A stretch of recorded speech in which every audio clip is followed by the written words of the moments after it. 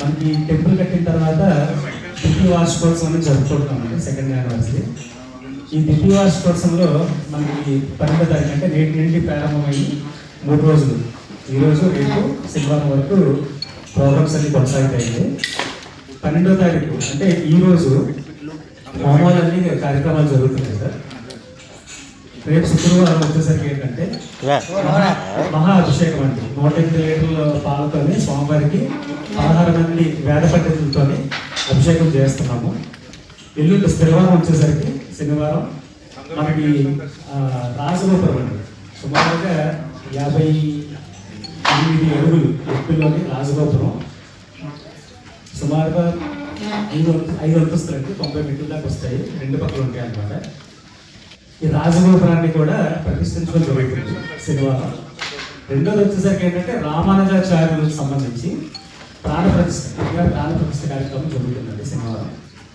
అదే శనివారం అన్నమాచార్యుల యొక్క విగ్రహావిష్కరణ కూడా జరుగుతుంది.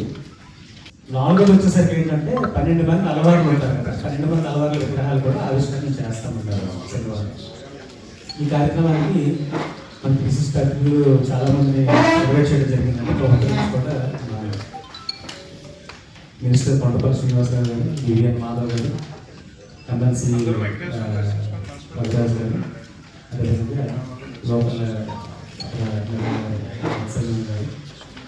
అలాగే ముఖ్యంగా మన అన్నమాచార్యులకు సంబంధించి మనందరికి సుపరిచితం అన్నమయ్య సినిమాలోని వెంకటేశ్వర స్వామి అంటే సుమన్ గారి విధంగా చేసిన పాత్ర ఏదైతే ఉందో ఆ పాత్రను ఉద్దేశించి సుమన్ గారిని స్పెషల్గా ఇన్వైట్ చేయడం జరిగిందండి. సినిమాకి సుమన్ గారిని చేసినట్టుగా అన్నమయ్య విగ్రహ ఆవిష్కరణ చేయాలని చెప్పేసి కోరుతాం. దానికి ఆయన కూడా సమయంలో స్పందించారు. సుమన్ గారు కూడా ఉంటారండి. అదేవిధంగా విశిష్ట అతిథులు శ్రీజీవ స్వామి గారు కూడా చెప్పడం జరిగింది. చాలా మేము డివోటీస్ ఆఫ్ వెంకటేశ్వర స్వామి సాగర్కి నాకు ఆల్మోస్ట్ 2.5 decades నుంచి ఫ్రెండ్షిప్. ఆయనకి వెంకటేశ్వర స్వామి ఈ టెంపుల్ కట్టాలి అన్న ఆలోచన లైక్ ఇలా కలిపి ఆ పర్టికులర్ ప్లేస్కి తీసుకెళ్ళి